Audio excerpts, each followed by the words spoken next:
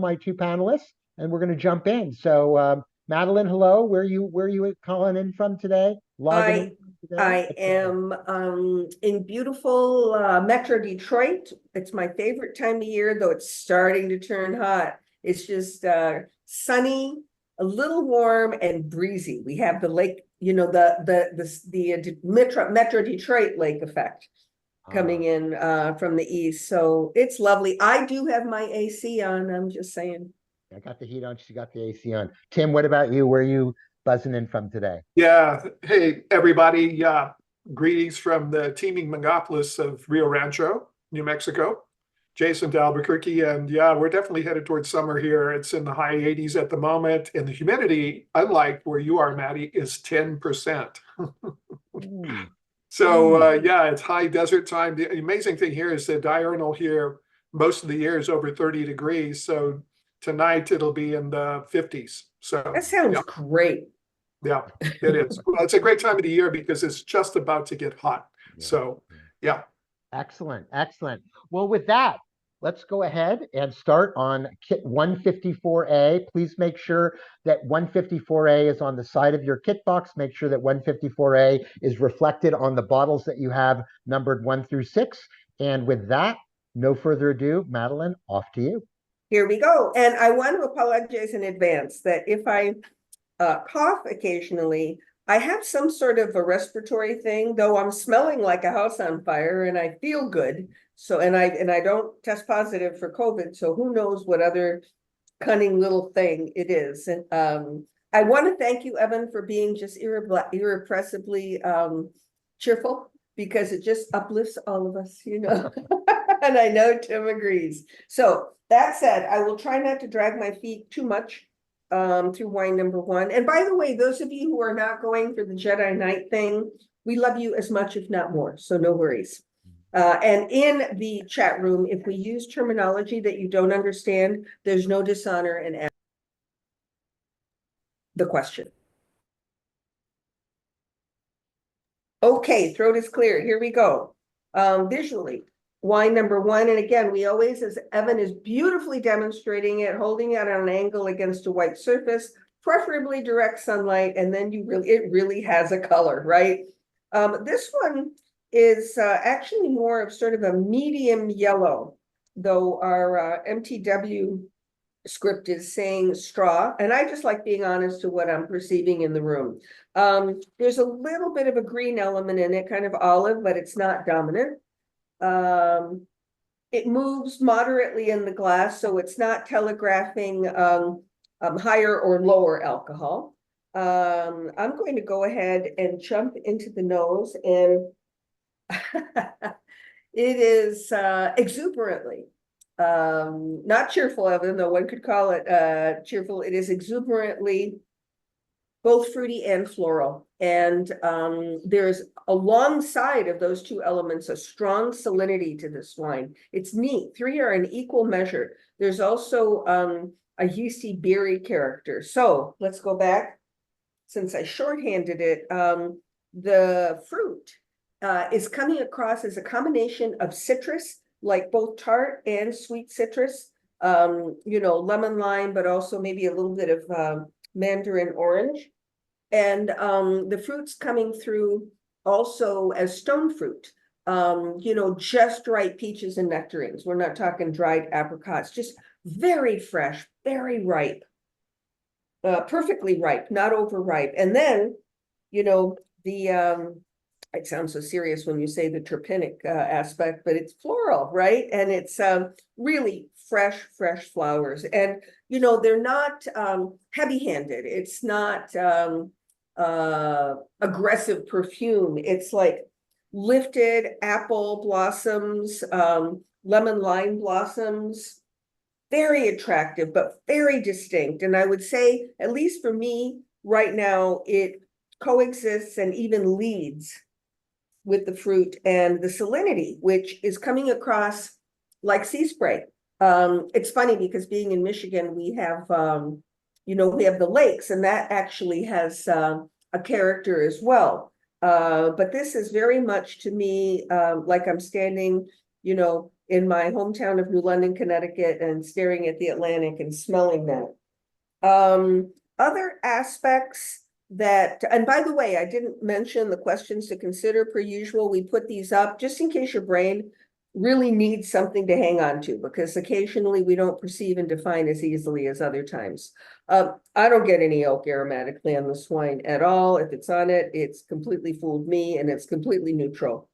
There might be a little neutral oak on this, so, but I don't think so. And I haven't taken it on my palate yet, but I'm searching for other aspects beyond the floral, the stone fruit, the citrus fruit, maybe a little bit of tropical in the form of ripe mango. I eat them a lot, so I have them on the brain. And in terms of vegetal, it's more, or herbal, it's more things that remind me of citrus, like lemongrass and sorrel, you know, that type of expression. Other spices, y'all eat sesame candies that have a little bit of a ginger character to them? That's in there too, but those are, you know, not pushy characteristics, they're secondary. I'm gonna go ahead and take it on the palate.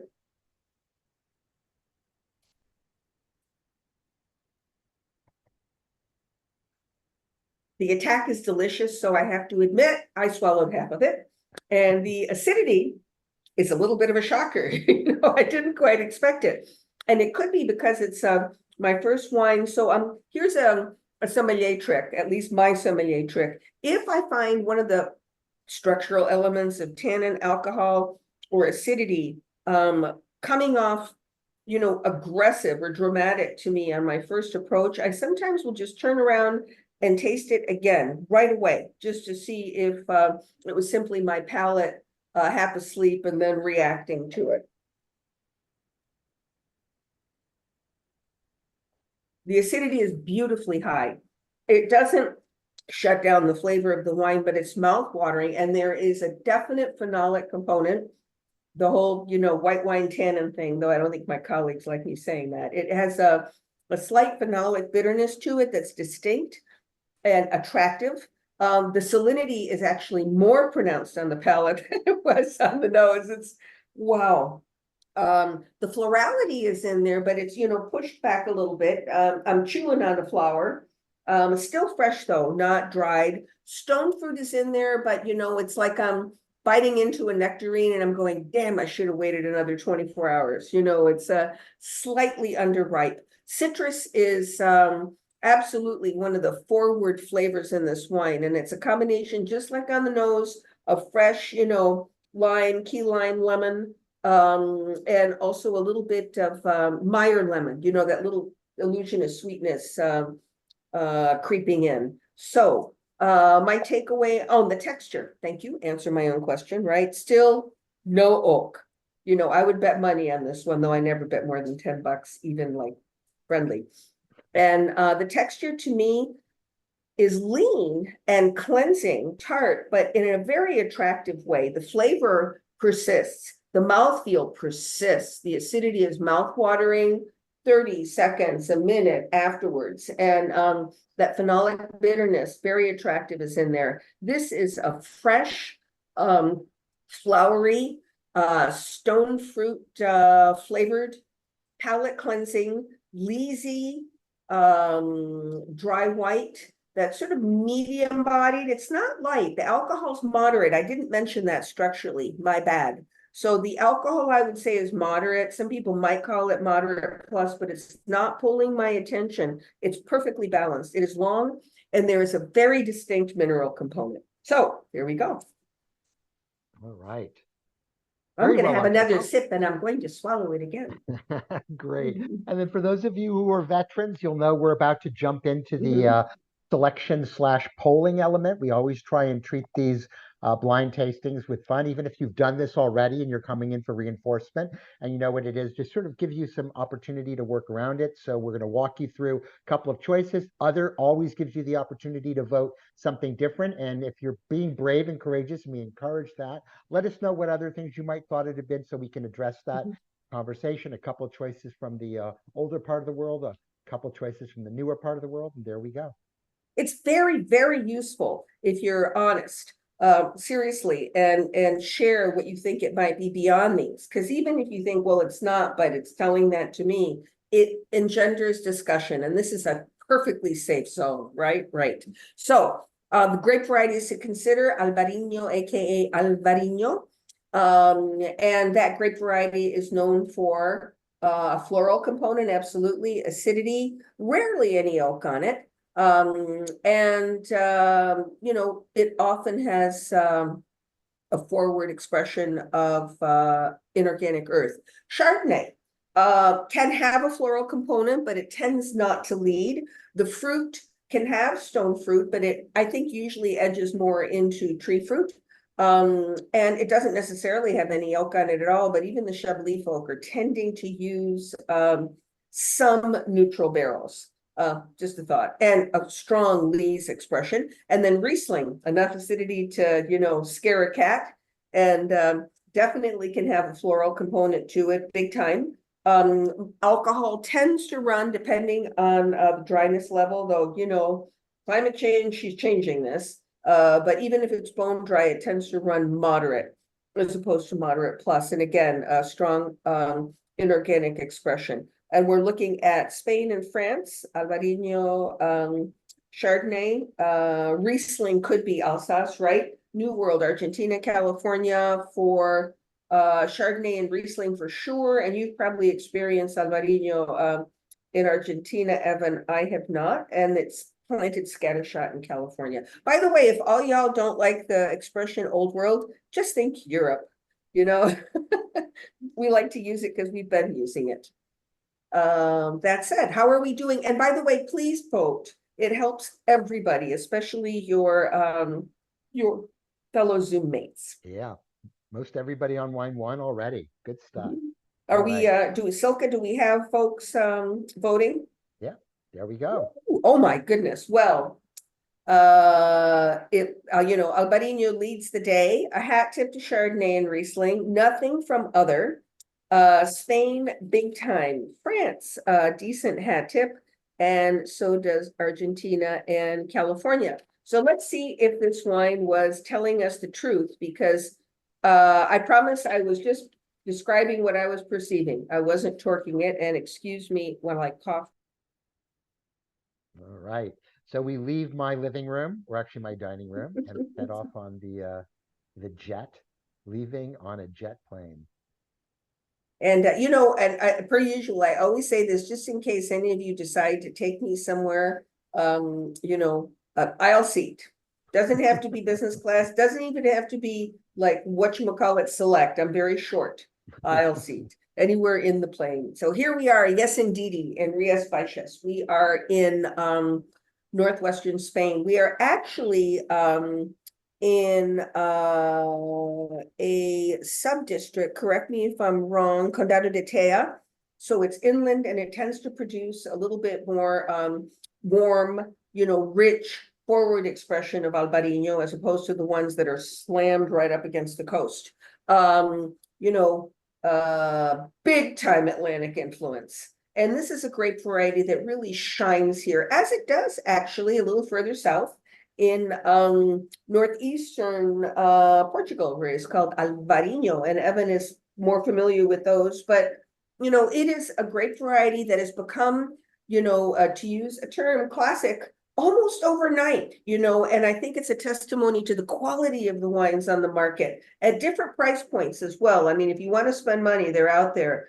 But even the ones that are modest to moderate, you know, to me, the punchlines are so clear in this wine that, you know, terpenic, florality, super fresh, ripe stone fruit, that little bit of a bitter phenolic component, Zippo oak, and, you know, really enthusiastic acidity, right? And Tim reminded me that one of our colleagues, Keith Goldston, once referred to Albarino as Viognier on the nose and Riesling on the palate. So there you have it. But also, you know, Tim used this actually in his seminar. What was it, a couple of weeks ago? Yeah. Which I sat in on, taking notes like a house on fire. It helps me to write it down. I remember it. But something that really struck me when it came to Albarino specifically, this was the evil white dwarves, is considering, particularly when you're stymied, what it isn't, what it doesn't have. Wood, pyrazines, right? So even if you start thinking, whoa, highly aromatic, and this one actually is, and generally I think as a category, Albarino is more semi-aromatic, but this one's, front and forward. So no pyrazine, so you wouldn't consider Sauvignon Blanc. No malolactic, right? No butteriness, no wood, and no drum roll for the Riesling TDN, right? So just that's useful if you're talking about a category and you're just not on your best deductive day. What's the next slide? What are we looking at? What else to tell you about this producer who makes we've got Pergola. This producer, and I love looking at the cover crops these days, don't you? Everything used to be so damn tidy 15, 20 years ago, and now there's so much thought that goes into what is being grown under the vines and between the vines. I was going to mention the gentleman who makes this wine. There he is, Rodri Mendez, who's considered a superstar in terms of Albarino production, qualitatively in this area of the world, an authority on Albarino. This is his estate, correct, Evan? Or is Well, he yeah, he's sort of the man who oversees it for him. I think he owns some of the grapes. I don't know if he owns all of the grapes, but I know he has tentacles that reach out above and beyond this property, sort of a rock star of the region, to your point. I will tell you, this wine is a gift to me. Really, it's one of those, I always tell people when I hit something like this, memorize it. Because if you get aspects of this in other wines, you can bank on heading in that direction. Tim, you're the one that did the White Evil Dwarves seminar. Would you agree on how I described it in my assessment? Yeah, I think you nailed it. Yeah. Yay. Yeah, I mean, yeah, it's a semi-aromatic grape. This one, to your point, really aromatic, really quite floral. And then, the peachy, sweet citrus, and then the lees contact and the phenolics and high acid. Yeah. It's beautiful and it's typique, as the French would say. So done with wine number one now. Excellent, excellent. A couple of other thoughts as we move into that. Number one, if you go back to the map that we talked about before, where Madeline was talking about, Condado de Teja sits on the northern side of the Douro/Duero River. And then just on the south side of it, you'll see just to the right there's an area called Melgaço. Monção and Melgaço are literally on the other side. The wines coming from Monção, which are actually further inland and higher altitude, tend to be the leaner, meaner. And then as you approach more towards the water, albeit still inland, you get the wines that are much more forward and fleshier, etc. So there's interestingly, you can literally track wine style as you follow the river, moving from the coast inland on both sides of the river. It's quite interesting. And then the last thing to say, which I thought was very interesting when I was in Uruguay just a couple of weeks ago, is Uruguay is now the largest producer of Albarino outside of Iberia. So if you leave Spain and you leave Portugal and you go to the next largest area, by far is actually Uruguay. And that's a grape you're going to be hearing more and more about from them as they try and put their white flag to complement their Tannat red flag on the map. So is it expressive? It's very expressive. They tend to be a little bit leaner, depends again on where you are, how close to the water, how close to the coast you are versus inland. Again, inland is all relative in that part of the world. But yeah, they're very, very good. And actually, Garzon Albarino is the largest production Albarino wine outside of anywhere in Iberia too. And that's in Uruguay, not in California, not in Australia, not anywhere else. So go figure.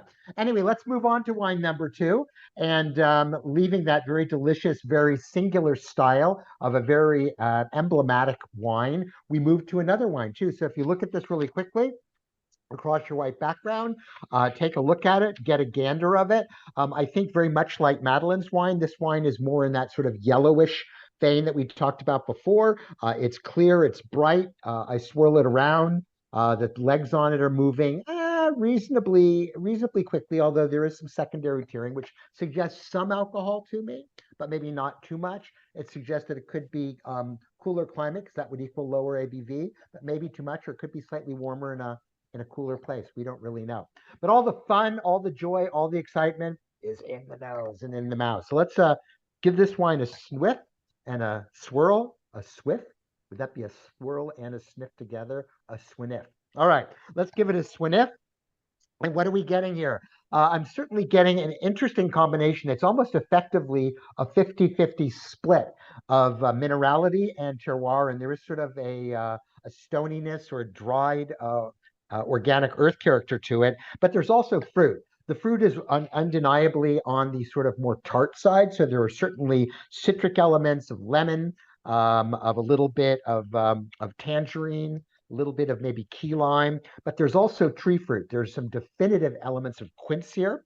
There's a little bit of green apple and just some tart stone fruit. So maybe yellow plum, but just there on the plum. Maybe a nectarine, but just there on the nectarine. So not particularly ripe. And again, if you were looking for anything tropical, and it's a push to get it, but there is something maybe slightly green mango or green papaya there, and maybe just if you push really hard, a little bit of lychee fruit, maybe? I don't know. Anyway, then I'm getting a tremendous amount of floral characters, particularly blossomy sorts of things there. There's some chamomile.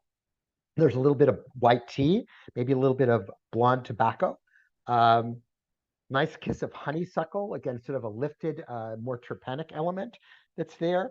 And then again, this sort of rush of dried organic earth to it there. Nothing that's really suggesting oak to me at this point in time, although there certainly could be there, but it would either be larger and or neutral in character, and maybe something a little bit leesier there, which would probably suggest oak too, but not necessarily.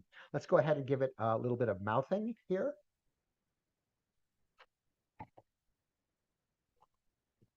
Right off the bat, that wine is dry. That wine is tart. That wine is sharp. That wine is Luke Skywalker lightsaber-ish in personality. I'm finding the alcohol to be sort of medium plus probably. I'm finding the oak to be non-existent, and to sort of pick up here as you start thinking about grape types, things that they're NEML, diacetyl malolactic fermentation, no. Anything TDN, petrol-y, diesel-y, gasoline-y, no. Is there anything uber lifted floral like a plumeria or something like that? Probably not. Maybe a little soft there, but there's a good amount of fruit and a lot of earth, and then no pepperiness, as we mentioned before, no rotundon. All right, hold those thoughts together and then hold that structure together. The structure itself is leaner. The texture is not rich. It's not round. It's sort of very stiffened in the spine and carrying through in a very sort of crisp, crunchy kind of way. So look at the questions here really quickly. Color, possible winemaking things. Well, obviously, when we talk about skin contact, that's something that will give darkness to a white wine, hence the whole orange wine thing we're talking about before. Age can do it as well, and warmer climate might be able to do it. We talked about the fruit aromas, and we talked about the structure. And is that climate or vintage more? I guess we'll have to kind of wait and find out.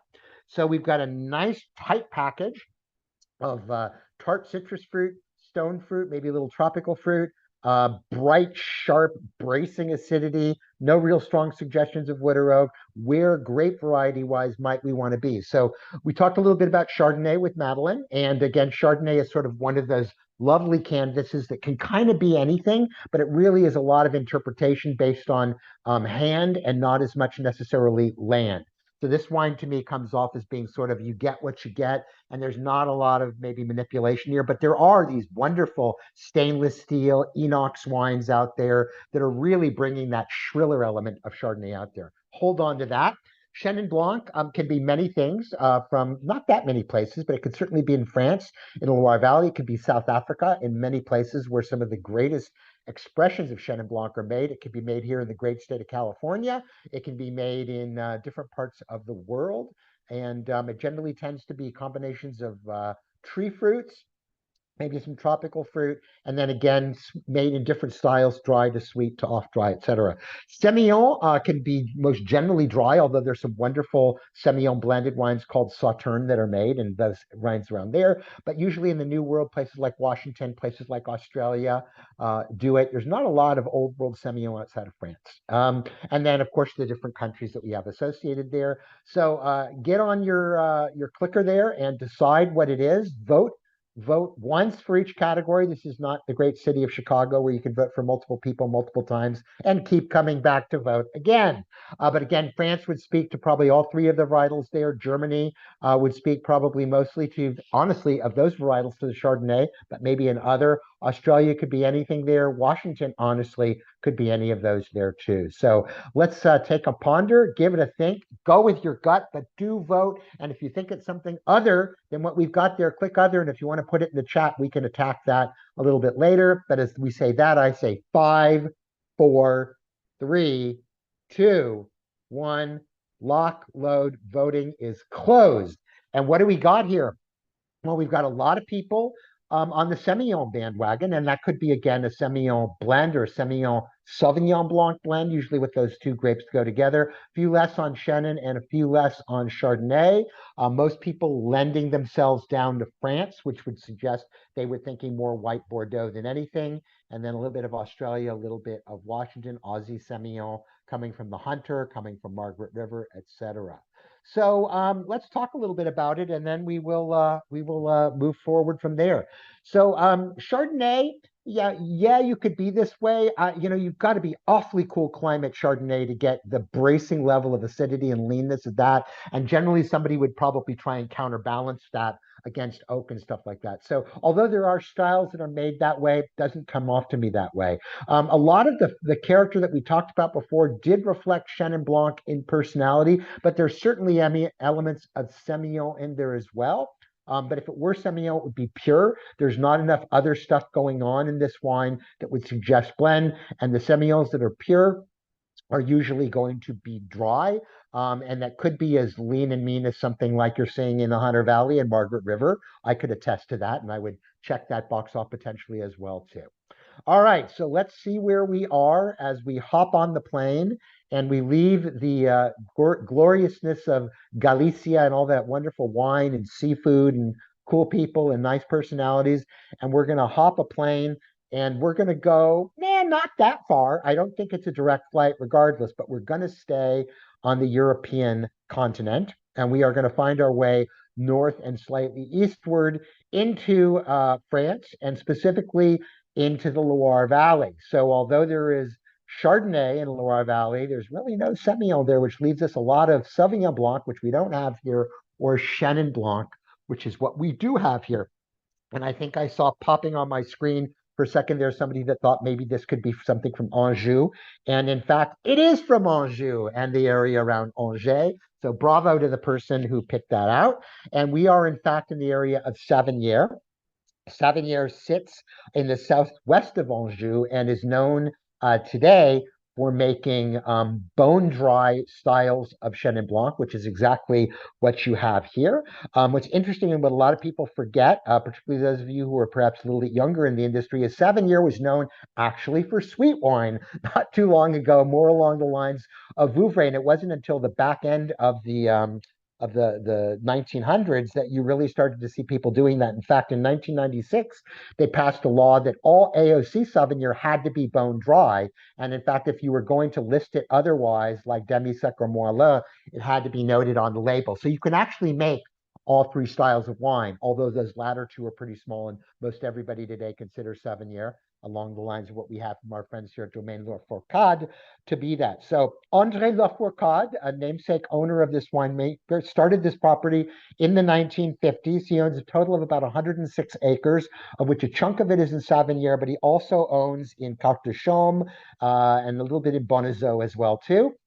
He focuses exclusively on Chenin Blanc and does an awfully good job to it. His most recent acquisition was the property in Savinière, and he just does a superb job. He's a very minimalist guy. He does a lot of more plot-specific expressions. He makes a wine called Fleur de la Royale, which is a subset of this particular vineyard in Savennières that he makes. And I just love what he does. I love his style. But what I would tell you is if you like him and you like his style, you got to jump on the bandwagon quickly. I just found out not too long ago that this is literally the 2019 that you have here in the glass is the last wine made.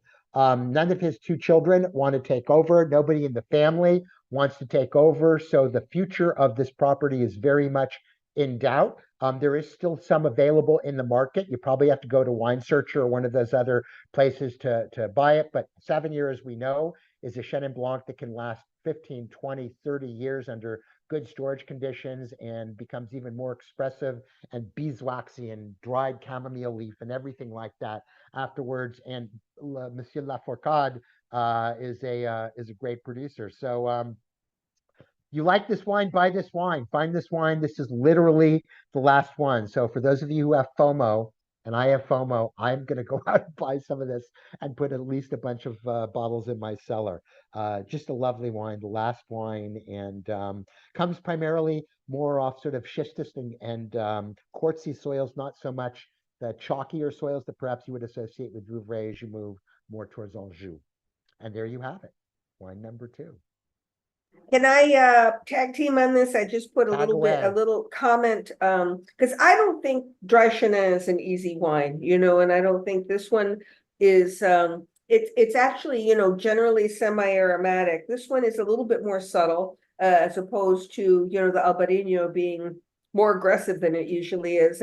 But there's an interesting flavor, mid-palate and aftertaste that speaks Chenin to me, and that is clear stone fruit, that illusion of sweetness, that beautiful peaches and nectarines and apricots give you. It's subtle, so I'm just throwing that out there, especially if you're struggling a little. This doesn't speak to the wine deductively, but there's a spiciness to this wine, like white pepper, non-sweet spice that was really neat. Great question. How long can this age? Like indefinitely? I mean, for white wine, this is a 19 and I don't get it. I mean, it tastes fresh to me. There's some, the wine has moved a little bit, as the Aussies say, but it's not showing vinosity. I bet it's going to develop layers over the next 2 to 5 years for sure, and then onwards. Would you guys agree? Yep, absolutely, absolutely. So yeah, I mean, if this is your first foray into dry Chenin, particularly dry Chenin from France, of which this, even Vouvray Sec and things like this this is a unique wine. This is a bit of a unicorn. There's not a lot of it made out there, but it is a great example. It's clearly a global benchmark. It is a testable wine for those people that are following that out there. It is considered actually to be the only testable Chenin Blanc that's not Vouvray and not in an off-dry style. So, le voilà. Tim, I'm going to hand it over to you for wine number 3. Yeah, and just before we leave this wine, what an amazing wine for people looking for minerality and white wine. This is extreme. This is your 11 on a scale of 1 to 10. And I've had, 7 years that were 30 years old and still in great shape. Okay, now for something completely different. So let's take wine number 3. Everybody's got your glass, tilt it forward. Wine is clear. This set of white wines, everything's got a deeper color. This one is kind of a pale yellow. You can see through it. And what else about it? Tears legs, Arangoni, etc. Set up pretty quickly. So the alcohol is going to be restrained. Probably, if I had to put a number to it, about 13. But don't do that. Don't become obsessed with numbers. It's not a good rabbit hole. Okay. All right. On the nose, and the nose, my goodness. Okay. I think one of the first checks you should do with white wine is if it has oak or not. And I was saying to Maddie and Evelyn before we started that this smells expensive. This is Francois Frere Burgundy Cooperage. That's probably 2,000 plus a barrel. Okay. And before we get to that, everything else about it, the wine is clean, except for the fact it's got sulfur and matchsticky reductive type notes. And when I say reductive, that's the wine in barrel here. And this was barrel fermented, obviously, not getting a lot of oxygen, and the idea being there to preserve it. You know, if oxygen gets in early on, the wine has an oxidative style, but also other things can happen. So sulfur was definitely added. And sulfur we know is a good thing, yeah.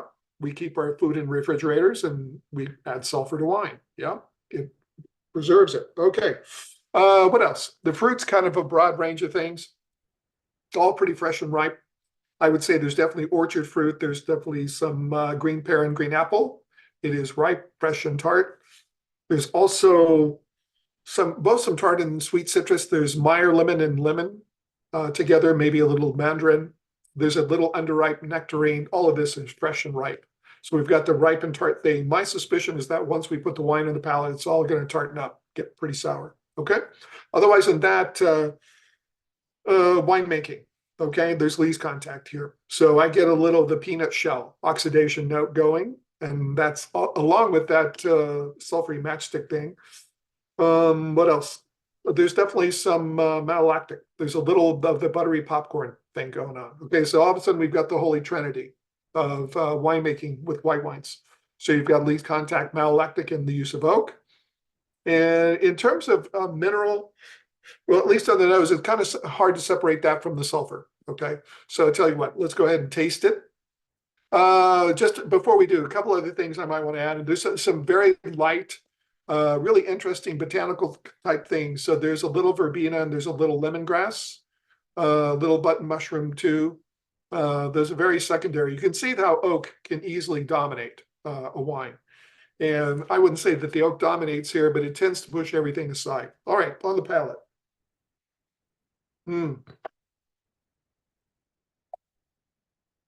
Okay. So my thing about oak is I'd rather drink white wine without it, but if it's there, I want the fruit to match it, to push against it, and really to meet it in the middle, and this wine does. As I predicted, the fruit really tartens up. So we've got lemon here, maybe some yellow grapefruit, white peach and nectarine that are really tart. Some really sour, like underripe pineapple, a little tropical. Yeah. And definitely some green apple. Everything is fresh and tart. Again, it's funny that lemon verbena I was just mentioning really comes forward. There's more mineral on the palate. There's definitely oak. There's a creaminess in between all this tart fruit and then the oak and this acid in the finish. And that's the lees contact. Yeah, and that's what it does. A little buttery quality, less on the palate versus the nose. The finish is quite long. This is a really elegant, refined example of what it is. Alcohol is moderate and best. Acid is medium plus. Not as high as the Albarino, but close. And the finish is long. Okay. All right. So now we're going to circle back and look at my questions. What does the wine's color suggest? Probably the use of oak, because it could have a lighter color for a younger white wine. And then what are the most important non-fruit aromas here? Well, it's that trinity. The oak, malolactic, lees contact. Yeah. And then how does the wine structure reflect the climate of the grape? So it has restrained, moderate type alcohol. The acid is elevated. So it's a cooler climate wine. Steve says butterscotch. Yes, Steve, that's part of the whole oak trappings. Yeah. Mallow and oak together. Softy caramel also. Yeah. Bacon and something meaty. Not for me so much, Steve, but maybe. And yeah. Okay. With that, why don't we have the poll? And everybody go in and punch in and vote. And let's see what our choices are. We've got Albarino, and we've got Chardonnay and Viognier. Okay, so obviously we've already had Albarino. Chardonnay and Viognier. Okay, so Chardonnay, really not even an aromatic grape. Viognier, a fully aromatic grape, in which case you would expect flowers and phenolic bitterness, a lot of peachy, ripe type fruit. And then Old World Spain, obviously, for Albarino. The New World, Old World France for the Chardonnay and the Viognier. Both work. And then California, Australia for all those. Australia, they do everything, and they do it well. Okay. Bless their hearts. Yes. All right. So everybody vote, please. And Silke, how many people are voting? We want even more. We want everybody to vote, This is a safe zone. You can say, Tim, this smells and tastes like barrique-aged Alba Longa Baronau Slave Zone. Okay, 83% is good. 5, 4, 3, 2, 1. There you go. All right, so everybody Chardonnay, good, Viognier a little bit.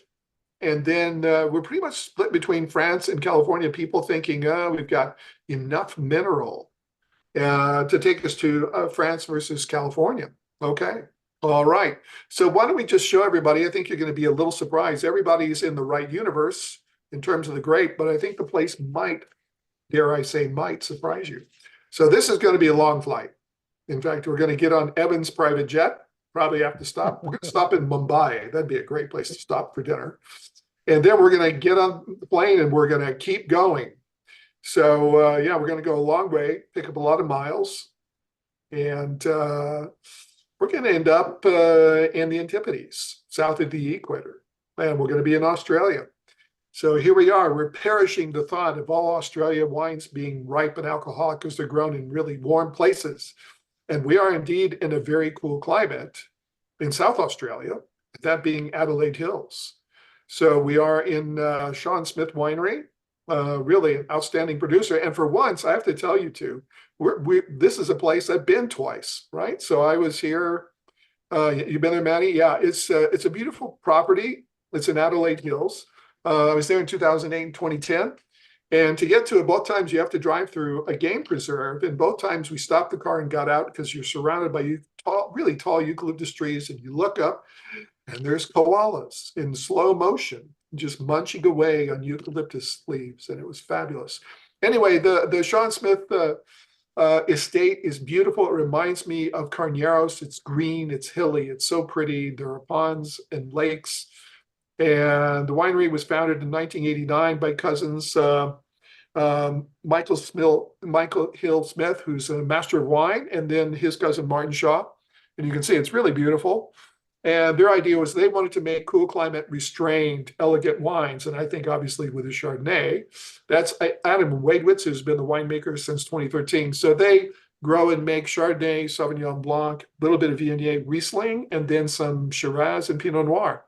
And again, everything very understated in alcohol levels, really at about 13, very aromatic and sleek wine. So this is a perfect example. Also very age-worthy wines. So what can we say about this? This is hand harvested from different parcels on property. And then bladder pressed, destemmed, bladder pressed, juice settles for 24 hours and then put into barrels. And I do believe they use Francois Frere, best Burgundy barrels, 9 months in terms of primary fermentation, then going through malolactic and then letting the wine settle, just some polish filtration and then put in the bottle. And yeah, just a really great example of cool climate Australian Chardonnay. So if you haven't had one of these wines before, as Maddie said, take a picture of this because I think this is one of the best cool climate Chardonnays in Australia. Okay. I wanted to add a little something to that because having been to Santa Barbara for the first time in my life last year, major character flaw. We're talking about the Santa Rita Hills, especially close to the Pacific, that are like pulling in not cool, cold winds. These are not breezes. And the acidity level on this, combined with the salinity or minerality, reminded me of that area as well. If you're just considering, New World, cold climate or cool climate. Yeah.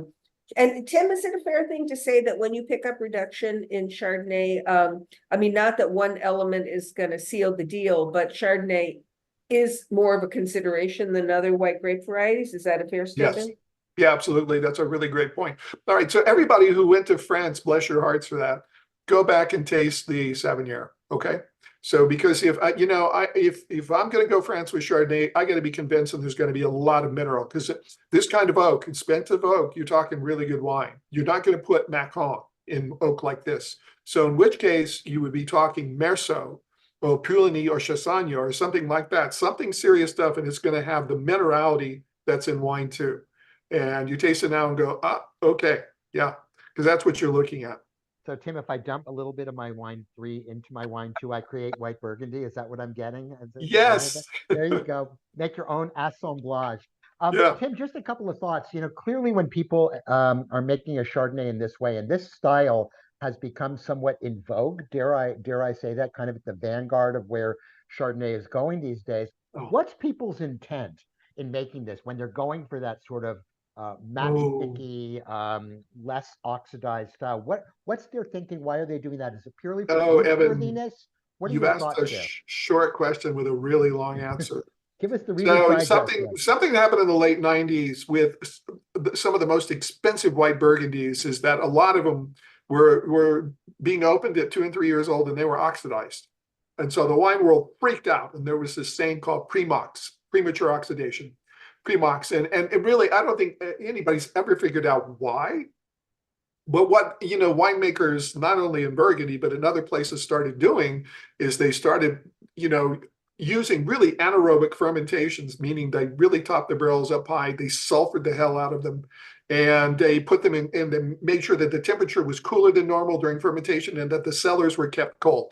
Everything to slow down fermentation and to keep it as anaerobic as possible, which is really not counter to how you would make Chardonnay, but it's way different. And then the sulfur dosage and when it was used, and sulfur, by the way, again, everybody's okay. Don't freak out with sulfur, all right? We need it to make good wine. But the sulfur, in really slows down the development of the wine, and it really shuts down it aromatically for quite some time. I mean, I think about this Chardonnay, and it needs to be open for a couple hours before it really starts to show its stuff for that sulfured on wine, or you can double decant it, But yeah. Good. So as we move on to wine four, everybody don't hoover everything that's in wine three. And in fact, save a little bit of it, leave it in your glass and come back to it maybe in a couple of hours and see what's happened, because that will be the effect of mimicking, if you will, the age worthiness of wine by letting it sit out in air for Yeah. a long extended period of time. Yeah, and everybody, I would just go back and forth between wines 2 and 3 and go, oh yeah, mineral, some mineral, extreme mineral in wine 2. It's like a mineral mop, and it's delightful wine. Okay, wine number 4 now for something completely different. We go to the first red wine. And again, for me, oak, and I will tell everybody who's, reads my blog, next blog post is going to be about what I call decision trees. And with white wine, the first thing you consider is there oak. With red wine, it's actually color. You look at the depth of color, and the first thing in wine number 4, is I can see through it. So there's not a really great depth of color, which means it's a thinner skinned, relatively speaking, lighter pigmented grape. At least I think so. Okay. Right. And from there, and so just know that next blog post is going to be called Decision Trees for Tasting. And it's literally a series of yes, no questions, but they're like if-then clauses. If this is here, then think about this, that kind of thing. So stay tuned. Beyond that, really beautiful ruby red colored, lightening up to a youthful pink on the rim. And then the leg steers Gibbs Marangoni effect. Once again, alcohol not very elevated. My glass sets up pretty quickly and comes down. Okay. All right. And then on the nose, okay, I'm going to use a really technical term. This is yummy. This is really yummy. My God, it just smells delicious. It's like an adult sweet tart with spices, and it also smells very holiday Christmassy to me for some reason. Okay, we're going to get there in a second. So lots to unpack here. The first thing is that the fruit predominantly red plum, red cherry, maybe a little cranberry, all fresh and ripe, maybe a little tart. There's some black fruit too. It's black fruit, and I would say it's the lifted acidic kind. So it's blackberry and black raspberry, but fresh and ripe. And I think tartar on the palate than it is on the nose. A lot of savory non-fruit stuff. First of all, there's very pretty heirloom rose above the glass, just really, and maybe even a hint of lavender too. Beyond that, there is bergamot, Earl Grey tea. There's a really a leafiness to it, almost like basil. What else? A little mint, a little ginger spice, and what else? Yeah, not really heavy in the earth and mineral component. There's a little turned soil. I don't think there's a little dusty, chalky, but the fruit is really first and foremost here, and then savory, like the rose petal. There's definitely some oak, and I would say there's spice. And there's like caramel and toffee, and just again, that's really spicy. It's almost like mulled wine. Yeah. It's like civilized mulled wine. And tea, sassafras, that hard brown candy. and then some green herbs to it, but really a complex wine. But also I want to make the point, not overtly earthy and mineral. Okay. All right. So everybody, let's taste it, and let's fingers crossed that it tastes as good as it smells. I hope so. Mm, It does. boy, that's just fabulous. Okay. Note my prediction about the fruit turning tart on the palate. It does. There's also more oak comes to the front, spice, vanilla, kind of walnutty, almost marzipan. Yeah. What else about it? It's more herbal on the palate. So green, mint. I can still taste the rose petal. A little turned soil, and the fruit is tart. There's cranberry. It's all still pretty fresh though, and blackberry, black raspberry, and a little bit more minty. And then the oak, more oak. In terms of the structure, I'm going to taste it again. As your attorney, I think you should do it too. Mm. Ooh, that's just delicious. Okay. All right. So the alcohol is medium again, 13.5, maybe. The acid is elevated. It's certainly not as high as wines 2 and 3. But I would say medium plus. The finish is long. It's very savory. Tastes like black tea and, fruit and caramel and everything. Wow. And this wine is just, it's only going to get more complex as it ages. I don't know how you could not drink it right now. That's the problem. And it's actually maybe not a problem. Finish is long and just delicious. Wow.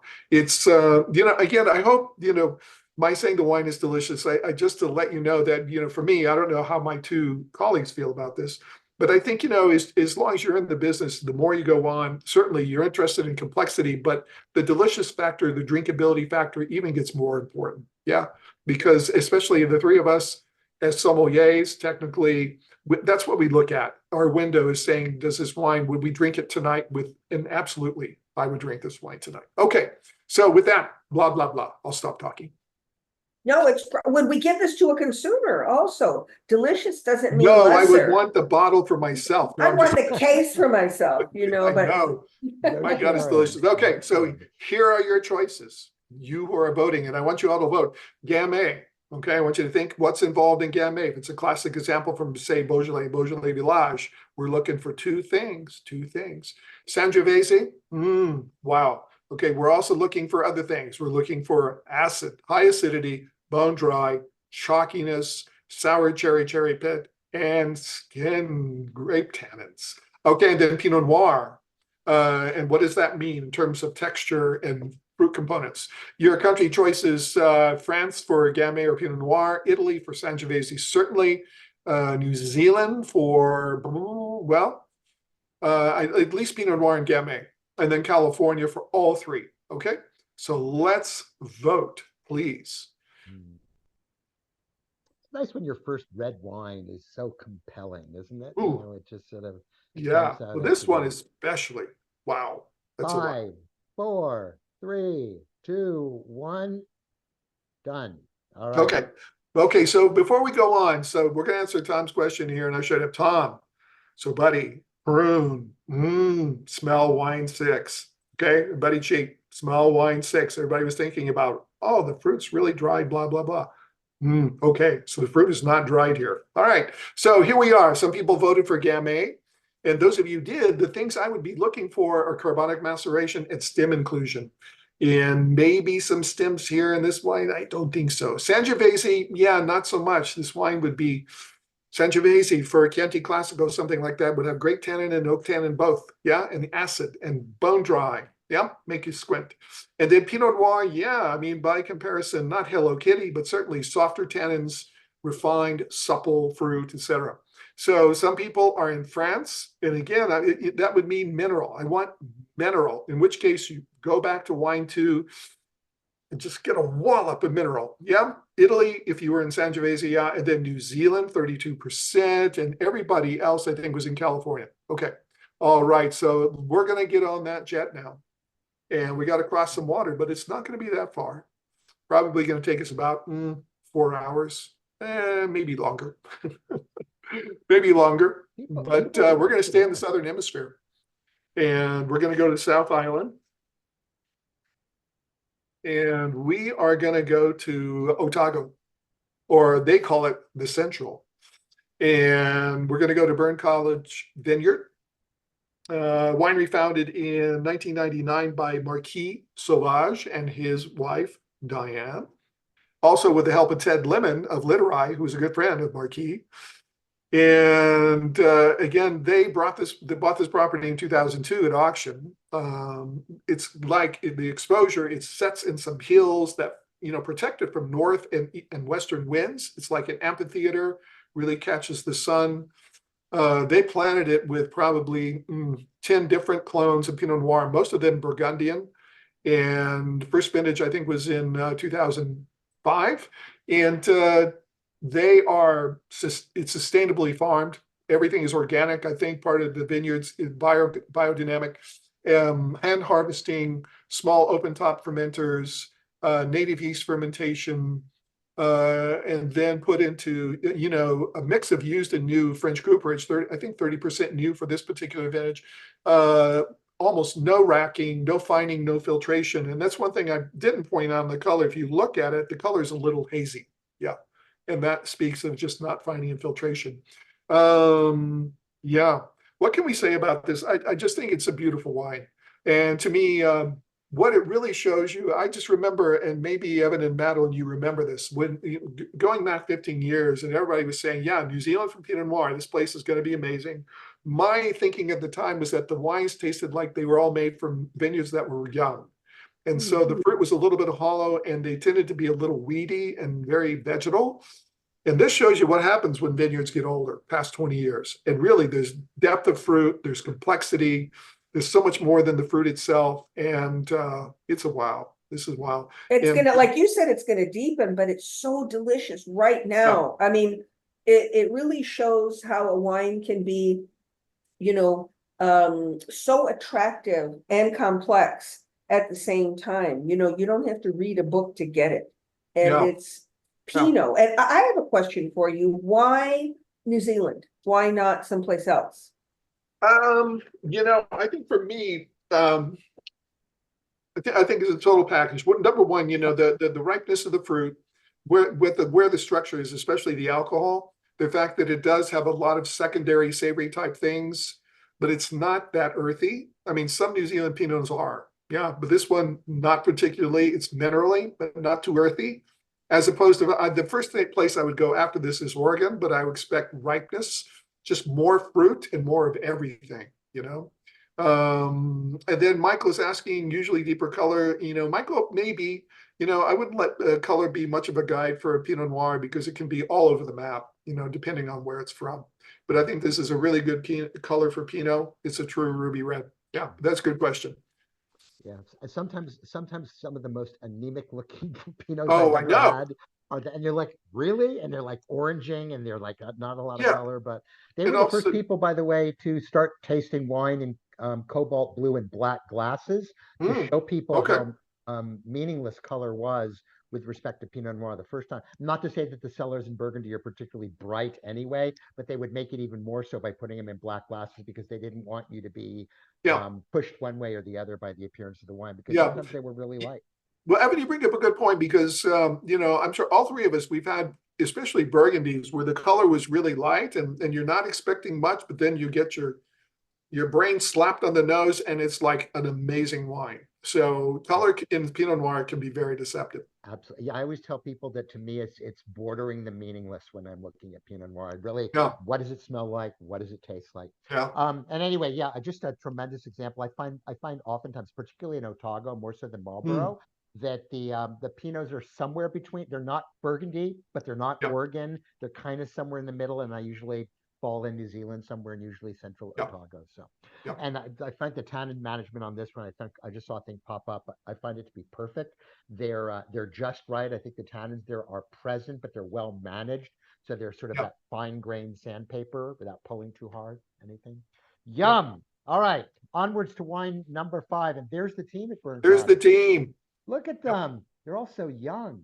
Did they start making wine when they were 8? Jeez Louise. Oh my God. So much experience. All right. Wine number 5. This is a wine that is completely, in words of Tim to say something completely different, very, very different. right off the bat, as you look at it, um, the level of transparency, of translucence that you saw in wine 4 ain't there in wine 5. This wine is deep, bordering on the opaque, depending on your definition of opaque is, but usually when you can't read the writing through the wine, that's a deeply concentrated wine with a lot of color here. This is a very deep ruby. I wouldn't put it quite at purple or magenta, but it's got a more purplish ruby rim. Red wines are described as having red character and blue and black fruit characters on the deeper wines. This wine, I think when you smell it, probably isn't going to be as red as the others. We'll talk about the oak later, and we'll talk about what kinds of non-fruit aromas are we getting afterwards. So as I swirl this wine, not only am I looking at it for the legs, which are slower to form and slower to fall, as I move this wine around the glass here, I'm notice it's staining. Now the Pinot Noir didn't do that before, but this wine has definitely got sort of a light to medium stain on it, which suggests to you again extraction, a level of fruit to juice ratio being reasonably high, and sometimes wines can be downright inky. This wine isn't what I would put there, but it definitely stains the glass, which suggests to me there's going to be concentration in the wine. As I sniff it, right off the bat, I'm getting a lot in the glass. I am getting fruit. The fruit there is sort of black fruit by definition. It's figgy, it's winter berry, it's plummy. It's not what I would call super sweet fruit. So the fruit is ripe, but it's not overripe. It's certainly not jammy, and it's certainly not dried or desiccated. But there's a lot of things that are not particularly fruit. There's herbal elements to it that are there, a little bit of marjoram. There's definitely olives, both on the green and black side. And then there's a bunch of like just sort of green things. You could call it tomato leaf. You could call it fennel frond. You could call it bay leaf. You could call it brown tobacco leaf. But it's just sort of a sort of green, herbal, leafy thing that then sort of borders. It sort of moves from being fresh to being almost more sort of like smoked or smoky or roasted in nature. Not the fruit, the non-fruit elements. So I'm getting here like either like roasted peppers, like roasted red peppers or roasted pasilla or Anaheim type peppers there that form sort of this core of stuff around it. Yeah, then there's black currant and there's a little bit of tar and some other things there, but deep, rich. I wouldn't call it brooding, just deep, rich, and intense. In the mouth,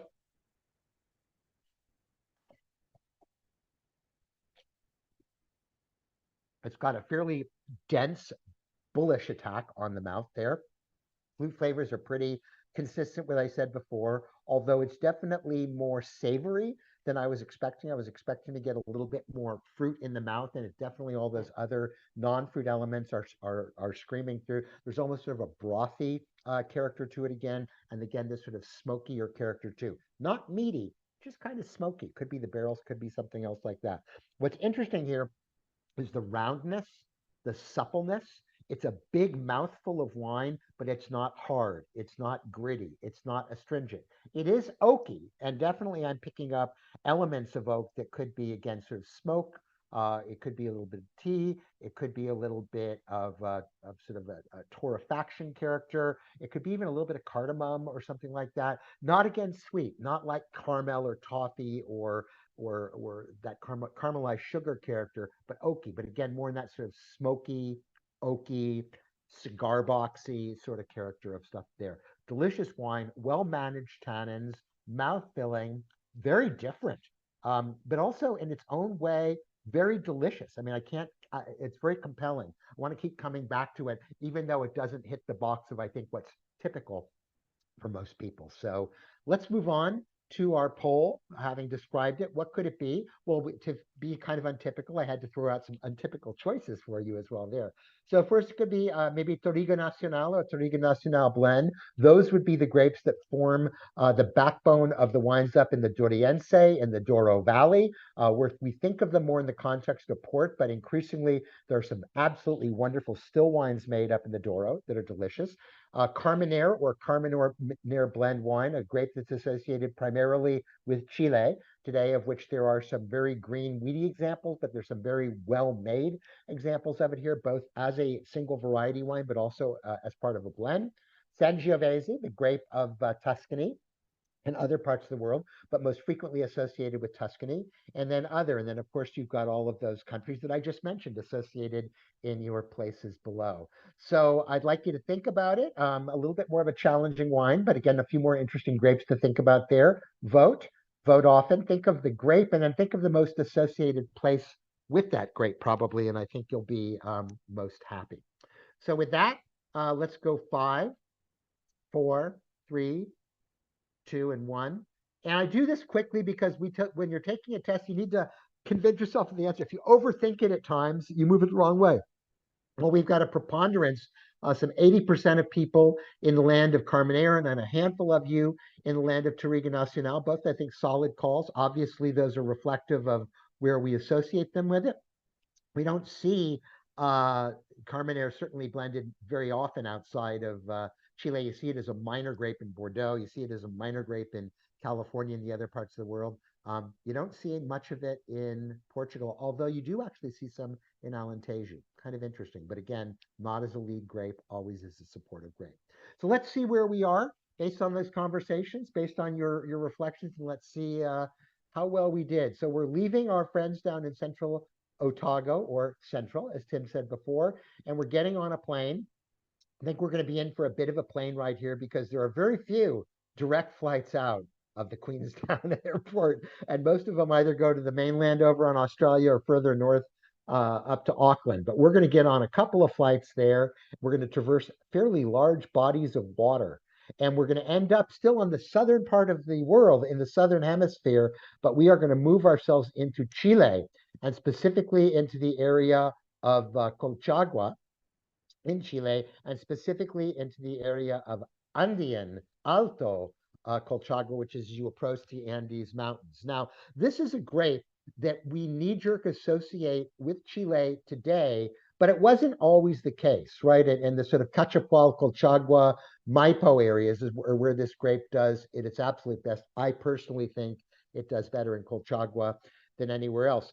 But up until the 90s, people really didn't know what it was. And you would hear viticulturists, when I used to go to Chile, they would talk about Merlot, Merlot, and Merlot Chilena. And the wine for the longest period of time, people just thought it was Merlot. And that was during the time when Merlot was like the hot ticket everywhere. So everyone wanted to make Merlot, and they didn't want to admit that what they had was Merlot was not Merlot, but the vit people, the guys who were working the vineyards, the gals who were working the vineyards, they knew it was different. Hence this Merlot Chileno. And then Boris Sco came over in 1994, and they were walking the vineyards, and they said, "So what do you think of this Merlot that we have?" And he went, "That's not Merlot, that's Carmenere." And the rest was history. And then Alvaro Espinosa, when he was at Carmen, made the first wines out of it shortly thereafter, and it sort of took on a life of its own. It's become not the most preponderant red grape, which is Cabernet Sauvignon, but the signature red grape of the country. The Silva family at Casa Silva Winery are considered to be the pioneers, not only of this variety, but arguably one of the great pioneers of the Colchagua area. The Los Linges vineyard sits in the Alto Colchagua area, so it's about 1,400 feet above sea level, and it produces just wonderful Carmenere. It's some of the older vine Carmenere, and this wine, if you were to try and encapsulate it, this is what Carmenere should be all about. Oftentimes we hear people say Carmenere and they go, "It's green, it's weedy, it's mean, I don't like it, blah, blah, blah." And while this wine leans into the green side of it, it's decidedly ripe, it's decidedly complex, it's decidedly rich, and decidedly worthy of your attention. It's the best expression of green. And I was slow coming to this grape variety, but thanks to you, I've remained open-minded and hearted. And this is good. This is really good. The green aspects don't dominate at all. It's an aspect. Yeah. And it speaks to the leadership, and the Silvas have really done a lot of work into everything from ampelography to clonal expression to different treatments and lab sampling and stuff like that to try and get what they believe to be the greatest expression of Carmenere. Not only have they singled out their general appellation Colchagua, this vineyard in Alto Colchagua, but sort of that overall area. And there are people producing, whether it's L'Apostol or Montes or whoever, who are in the Colchagua area, who are also excelling there, because there is something to be said about the association of place with grape in this area. And darn, do they do it really, really well. This is delicious. Yeah.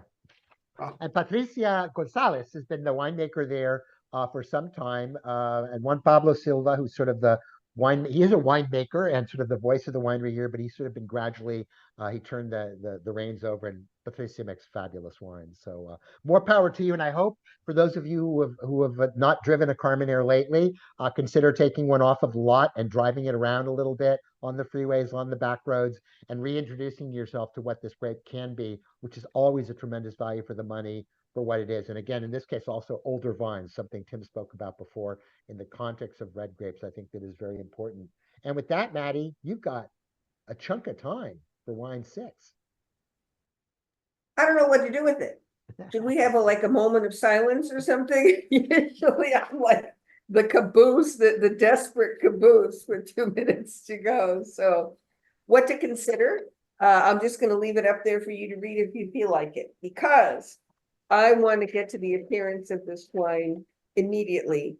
And you want to talk about now for something completely different. This is an example of how the appearance of the wine can tell a very strong, complete, true story. And a lot of people who are taking exams, forgive me if I just generalize slightly, kind of phone in the appearance and aren't always making the connection to how critical it is to deductive reasoning. It can sometimes really set you free. Well, in this particular case, let's look at this together. You have from the center, which is a true ruby red, I count in my glass, and I'm not an artist or creative, somewhere around 6 hues when I go from the center, true ruby red, moving to ruby red with a little bit of yellow in it, moving to a garnet color to the rim, which is, yellow/orange, depending on how you want to define it. This appearance is telling us what? Oxidation, and that is a true expression or reflection of what this color is. So hold that thought. And it's hugely important. So this is an extreme example of why color can be very telling indeed. So aromatically, I'm putting my little seatbelt on because I have done this a couple of times with this wine over the last hour. What strikes me first as my head whoops back? So I would say, in a dispassionate manner, the first thing I get is oxidation / barrel. So this wine is showing, aerobic aging.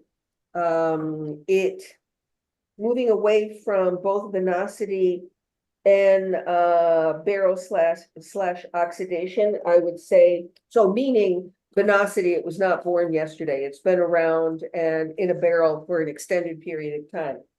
The fruit is dried, jammy, baked, confected, stewed, take your pick. There is from some, ripe to overripe fresh fruit in there as well. It is for me at this smelling, there's a new word, smelling, dominantly black fruit. So we're talking, on the fresh side, more, perfectly ripe figs. I grew up in Greece and I miss them. And plum, but then, prune, raisins,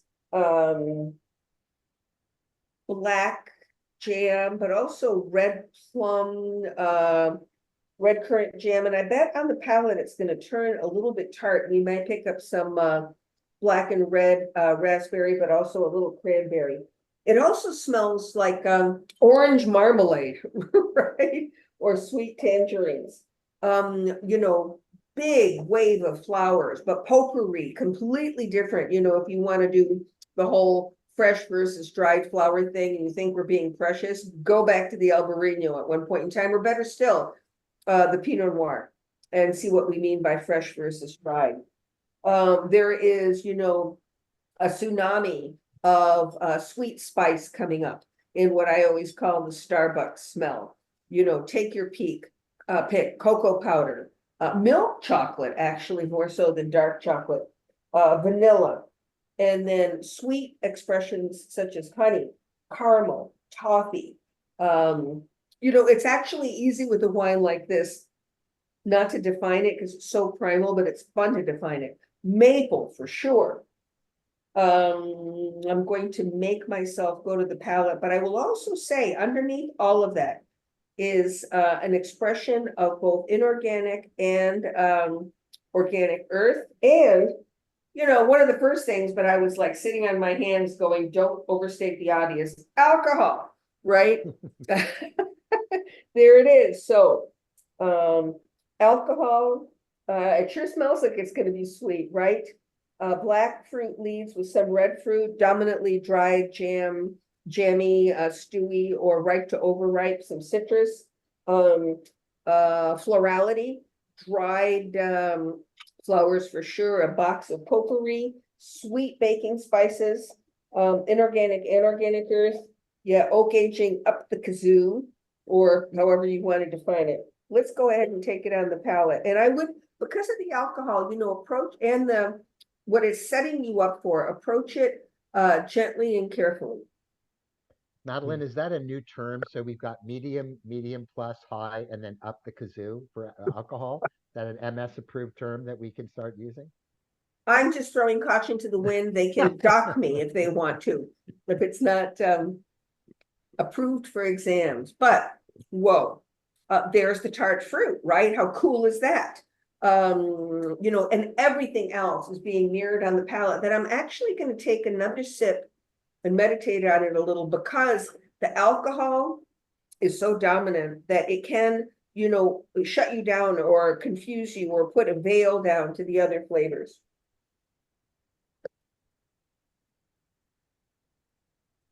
I swallowed a little bit, not too much, but I'm not driving anywhere, just walking downstairs. The alcohol is high. The residual sugar is sweet, right? The tannin, pay close attention, because the acidity is actually medium, almost verging on medium plus. My mouth is watering. I'm sucking in a little bit. The tannin, I have to rub my tongue against the roof of my mouth, but I would say it's not deficient. You could call it medium minus, but I think that would be because you're distracted by the other elements. I think it's medium. Up the kazoo, somebody's making a comment on it. I love it. It is round, it is smooth, it is long, it's complex, and the stuff that I mentioned on the nose is there, right? Though I think the freshness of the fruit rears its head a little bit more, both black and red. I think there's very ripe peach apricot aspect to it, moving into jam or marmalade, right? The flowers actually, I will correct myself, almost taste like a little bit fresher, like I'm chewing on rose petals. There's a lavender character to this too. There is a strong inorganic minerality to this wine. I mean, big time underneath everything. The sweetness, oddly, is not that much of a distraction to me as much as the alcohol. The oak is, you know, and oak / aging in the same breath is such a big element of this wine. But what I'm really touched by is that the fruit quality and the balance of this wine is not overridden by the oak and the barrel age. Whoever's making this wine is really good at it and really practiced at it. Go back to the color. We're about to start our little deduction thing. Yes, hello, it's fortified. This color, which means oxidation, plus alcohol, plus raisinated, cooked, dried, stewed fruit, plus, you know, barrel age, blah, blah, blah, plus residual sugar is what? A fortified wine, right? Which means we're ranging somewhere between what? 17 and 22% alcohol if we're, you know, letting us do the numbers. Because I'm like Tim, I'm not a big numbers person. And connecting all the dots. And we're considering the world of fortified wine. Do you want to put up what the characteristic, what the, we need to put up the poll before I like give it away, right? Yeah. So what grape variety? Grenache blend, Petit Syrah, Touriga Nacional blend, other. You know, the whole thing with fortified wine and wine that has seen this much barrel aging is that it can sort of steamroll the grape variety, right? But I would say, you know, we're talking about something that's more black fruited, right? and thicker skin. So probably not Grenache. Not to fill this out for you, you can disagree with me with a vengeance if you like. And then regionally, France, Portugal for Europe, California, Australia for the New World. The only thing I will say, and approaching it freshly with you, because I really like to taste these as if I haven't before, is that really, clear, distinct inorganic minerality to this wine, whether you want to call it schist or graphite or whatever you want to call it. Are you voting? Are you voting with enthusiasm? Do you think it may be something other than what 4, we're talking about? 3, 2, 1, lock. Boom. Okay. Not people are just drinking, they're not voting at this point. Not as Well, many it's people are delicious, voting. Yeah. let's face it. Friday. Hello. I'm doing the two wines where people are going 90% this, the rest of you get out of the way. So we are clearly talking, at least as far as the crowd goes, about port from the looks of it. But I'm very happy to see that there were some other options, notably Grenache and Petite Sirah from France. And one would imagine, though the Petite Sirah person or people did not mention California, but there's the subtext. I think we should get on our little, you guys are now sitting on economy because I was polite to the staff and they upped me to first class ILC. Yay. Oh, you got No, more time on business wine class, 6, sorry. more time. Yeah, there you go. Yeah, so that's what I get for more time on wine 6. So we are getting on our flight, though this is a long flight, actually. So we're probably gonna hit 3 meals, watch 2 movies and get confused. But we are indeed going to Portugal. This is, if it is port, it's not lying to you. It is tawny port. So why not Madeira? And Tim and Evan, you can chime in here if you feel like it, but I would say I would see more of a green tone to the rim of a Madeira, even more gradation of color with less, at least 2/3 of this wine is a true ruby red, and also more acidity. I mean, I think that the acidity in Madeira is, compelling. This has plenty of acidity, but I wouldn't say it's compelling and it doesn't lead. This is a 10-year-old tawny port from a producer, Kopke, that is, a master at this category. They do this as well, if not better than anybody else. This is really good. I'm curious to know what the cost on this is, Evan. And just to remind us all, legally, these go through a tasting panel, and they have to show the characteristics of a tawny port, whatever age they claim.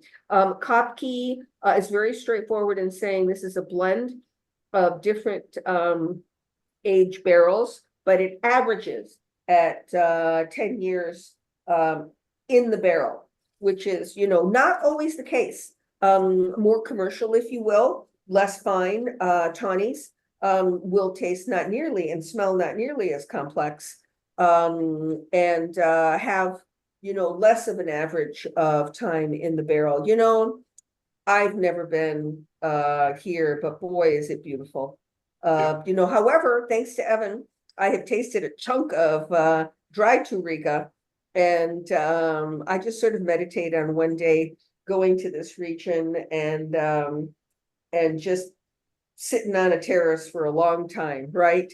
Kopke is doing something very interesting. They've started doing this where they are actually changing their training system. And as opposed to horizontal, they are training some of their vines up the slope.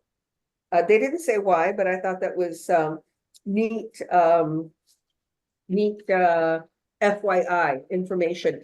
Port, by the way, has been around since like the late 1600s, and got its big push thanks to an English king, William III, who raised crazy taxes against French wines, which made the merchants, trundle down to Iberia. And the technique of fortifying during fermentation as opposed to post-fermentation, because a lot of these guys, when they would put wine on a ship to take it back to London, we're fortifying it. But the during fermentation technique, at least according to the Kopke folk, was discovered in the late 1600s by a merchant that went down there and found Cistercian monks doing it in their monasteries. There is the winemaker Carlos Alves, and in terms of like impressive range of barrels, they've got Rioja Reserva beat, when it comes to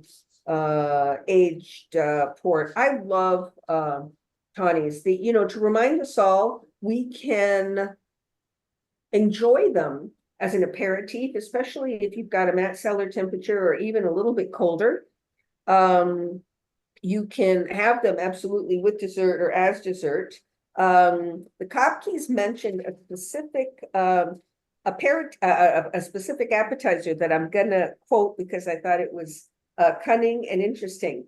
Foie gras with walnuts, or and aubergine, roasted eggplant, or crostini with chèvre and walnuts. And of course, the whole thing was serving sweet wine with dessert, though with this kind of wine, it's not nearly as tricky. And thank you, Evan, for teaching us all this in perfect pairings. If the food is significantly sweeter than the dessert, it will flatten out the wine, right? I mean, if the food is significantly sweeter than the wine, it will flatten it out. I don't know if I did it justice in terms of describing it, but I'm thrilled that we're putting something like this in. Yeah. And thank you for that. No, my pleasure. Thank you for such great descriptions, and I'm hopeful when the team at Kopke check this out. Kopke is also the oldest porthouse too. We give all I this forgot. deference to the Symingtons, but they were doing it before everybody. The other thing that I think is cool, and what works really well in our favor, up an entire bottle of port, you need like an army of people. It's a lot of wine. A 187 of port is the perfect amount for just like either yourself if you drink a lot of port, but two people that have like each have a little glass of at the end of dinner and all that. And I was actually thinking of doing like a little fortified kit, because it's true of all the fortified wines, and maybe just doing that because people, I know for me, I've got tons of bottles of port downstairs and I never have enough people to open them up. Whereas this one, that's easy. Me and Barbara, we can knock it out over dinner. This is delicious, a great example, and thank you for including it in a kit, because we have to assess quality on all kinds of wines. Absolutely. Well, before we enter the happy half hour, for those of you who want to hang around and join us and ask us some more questions and lean into your wines and your Memorial Day weekend, just a couple of thoughts forthcoming. Number one, Kit 155A will be on June 14th. Next month, and you can, if you're a regular subscriber, you'll get it. If you're an annual, you'll get it. If you want to sign up for it, if this is your first time, get it via the QR code, and we'll look forward to that one. Another jaunt around the world, and then another big push, not only for the people who are Jedi Knights in training, of which I know they are the lion's share of the folks who order these kits, but for people who are just looking for really classic, validated examples of what they are, of wines that sort of fit in these sort of classic textbook, dare I say, testable categories. These kits, of which you can buy them in 12 packs or 6 packs, are a wonderful way to learn about great benchmark wines around the world and stuff like that. And we're actually talking about doing, kind of like we did with Tim with the Evil Dwarfs, maybe doing with Madeline, a kit or two of classics and what makes a wine classic, and talking about it under the complete context of a blind tasting. So something to look forward to in the future. Good gifts. Good gifts as well, too.